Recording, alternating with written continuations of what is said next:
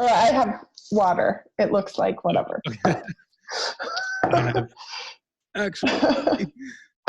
Okay. This is my New Mexico cup that my wife and I got many years ago when we were out there. Oh, nice. Yeah, it's very touristy, but it's pretty. It's very pretty. It looks good online.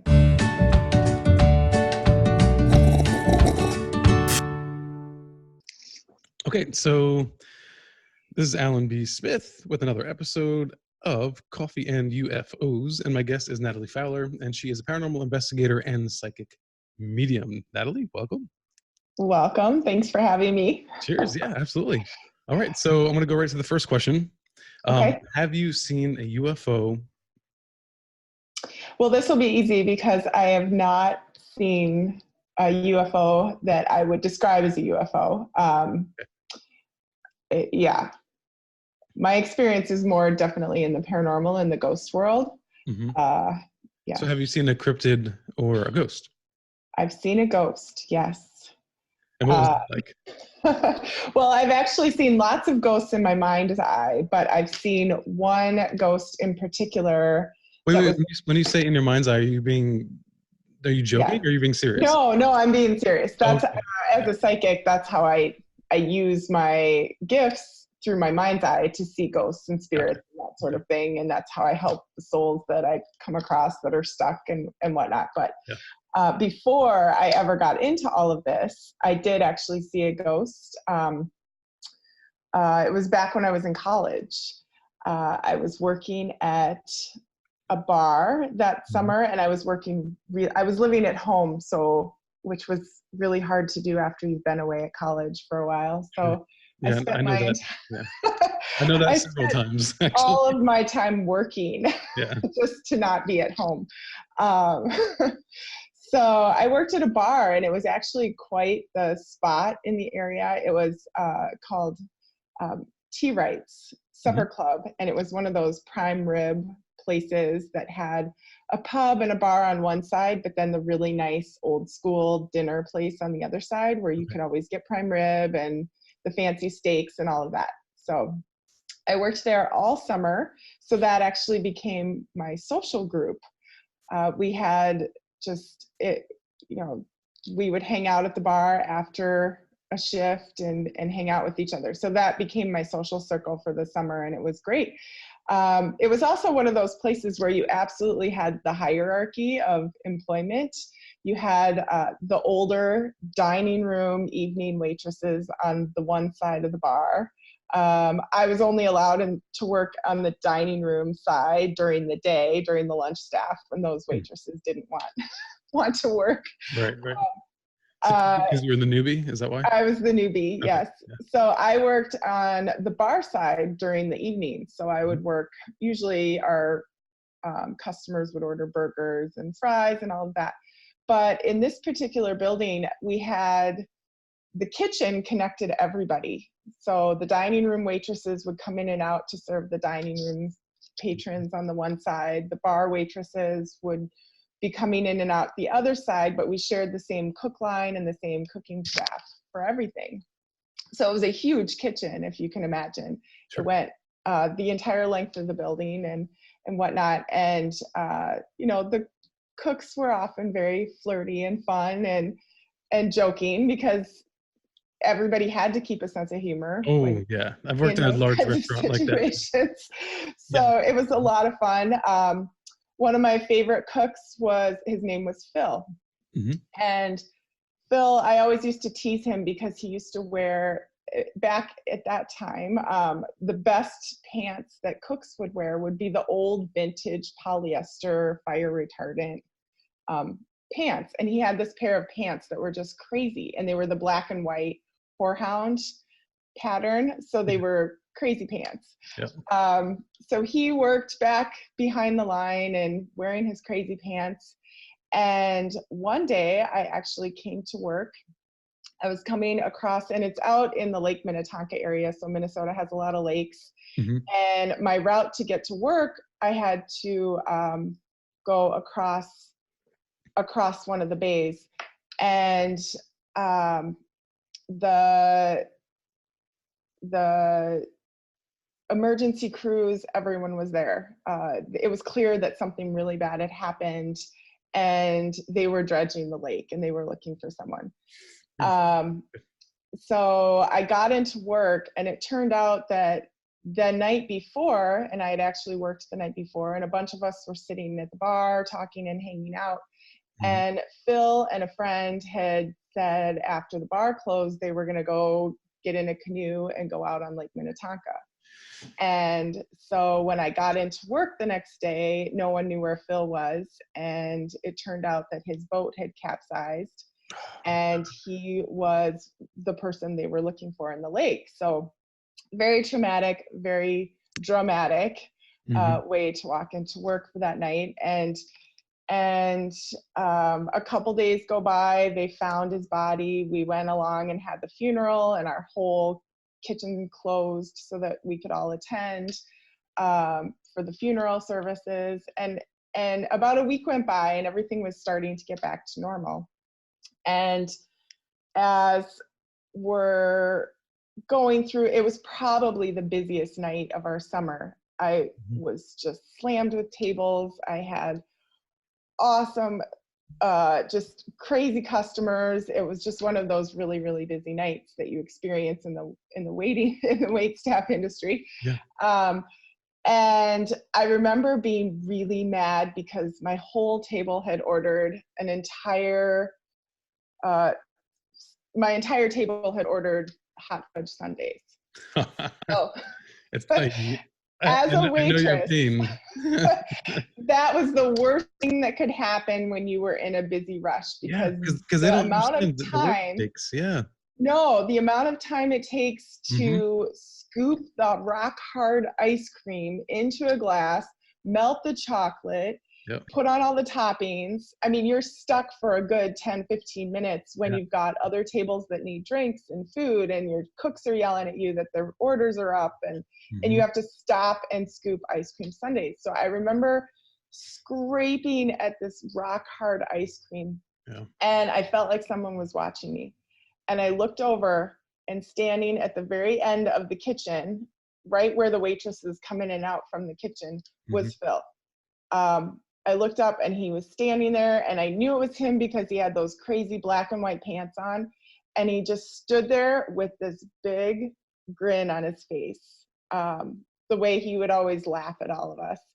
And it just caught me because I was so busy that in that moment I didn't even remember that he had died. He looked that real. He looked plain as day, and I was running around. And then I went back to scooping the ice cream, and I remembered that he was dead. So I looked up again. In the moment, you just kind of were lost in the reality of him. You are, and he looked so real. And the thing that struck me was, and the reason I remember this so vividly, is because I couldn't figure out why he was standing on the wrong side of the cook line. Right.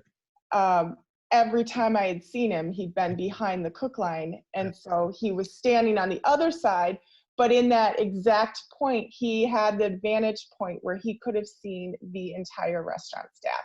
Right. Looking out to his left, he would have seen the bartenders at the bar. Looking to his right, the cooks were behind the line. You know, he had the visual of the entire waitress staff coming and going from their respective dining rooms. So he was standing in the one point in this building where he could have seen the most people at any one time. Yeah. And so, you know, I looked up and seen him, and then realized he was dead. And by the time I looked back again, he was gone. So that's freaky though. Yeah. And you never saw him again after that? I never saw him again after that, but it was really a sense of joy and happiness from him and it almost felt like he was just coming back to say goodbye. Yeah. And so, I mean, not to flip something that's tragic, but I guess in a sense he's telling you, hey, you know, I'm okay. I'm okay. And that's really the sense. And I didn't even know I would go on to do this with my life and investigate in the paranormal or anything. At that point, I had always been fascinated by ghost stories, but I wasn't actively going out and looking for them or anything like that, like I am now. So it's just something that's always stuck with me as, yes, we do see ghosts. yes. Yeah. Yes. Was that an impetus for you to investigate, or? It's something that always has stayed with me. Mhm. I wouldn't say it's a driving force. But Well, it was something I couldn't explain. And I think anytime you have something like that that you can't explain when you're doing this kind of work, you just try to work towards that. the Finding curiosity answers. just drives you. Yes, absolutely. It's kind of like an obsession, because it's like you can never really get an answer, but you just keep going. Right, but what you saw. I But know I saw yeah. him standing there. I Mhm. know that because of everything that I remembered and the way I remembered it, even his crazy pants, Mhm. and the fact that I couldn't figure out why he was standing on that side of the grill. Yeah. That stuck with me. So Yeah, it's funny. I called this program Coffee and UFOs, but I always thought it'd be wonderful if you could just sit down with a cup of coffee and a ghost, yeah, just have a chat, just have like, a tell me what chat. it's all about, Yep. what's going on with you and what's that world like. Yes, and I think it's all actually more interconnected than Yeah. Well, I think we that's a realize. big trend now. Yeah. Even in ufology, so many people have been like, no, it's a hard craft coming from another system and it has nothing to Yeah. do with anything strange going on here. And so many more ufologists are willing to talk about that crossover or potential Right. connection between those two things, which I think Yeah. is great. All right, so I'm going to do a speed round of questions. Okay. Which paranormal experience has impacted you the most? Oh my goodness. Is it the same one or something else? um, I would say that was definitely up there in the top 10. Mm-hmm. Um, but you add up all those creepy chills down your back and temperature changes, and then you start adding in the physical evidence, and I can't necessarily point to any one thing. I think just it all adds up to be a big picture. Right. I guess short of being abducted by aliens, Right. it's it's a culmination of multiple, because each experience is different unto itself. Right. And And each experience adds a layer to yes, what's driving you forward in this work. So, right. Okay. And if you could change anything in the world of paranormal investigation, what do you think would change or is needed? well, I think that there are a lot of paranormal groups out there that Mm-hmm. state that their purpose is to prove that there's something there.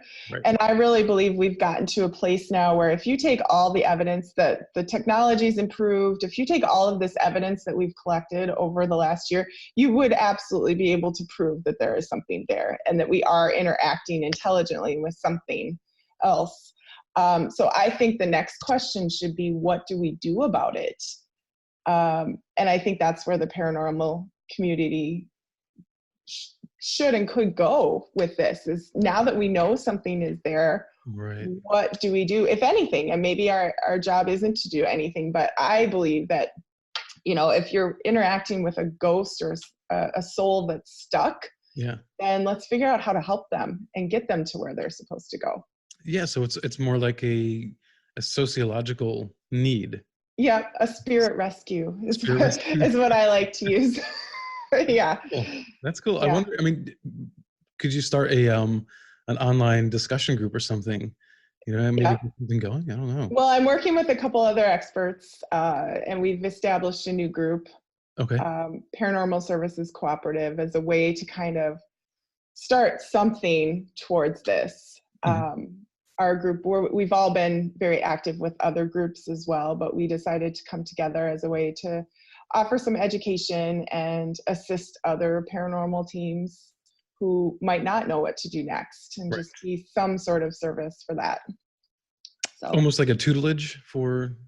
a little bit. I mean, or just, in this world, there are so many people doing so many great things. Mm-hmm. And there's just not a lot of those platforms where you can share the information. I mean, there's a lot of stuff out there online with Facebook, but it's not very unified right now. It's Right. a lot of groups doing their own thing.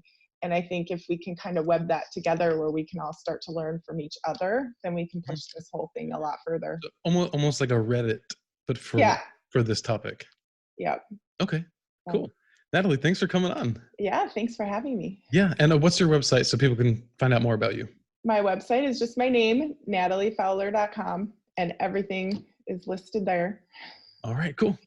Well, cheers, and cheers. Have a great rest of the summer. Thanks, you too. Okay, talk to you soon. Bye. Bye. Thanks again for joining us for another episode of Coffee and UFOs, two of my favorite things. If you want to find out more about us, follow us on social media, but of course, like and subscribe down below if you appreciated today's content. And for more, thanks again for tuning in. Follow me on Instagram @ParanormalNow or on Twitter, @paranormal_now.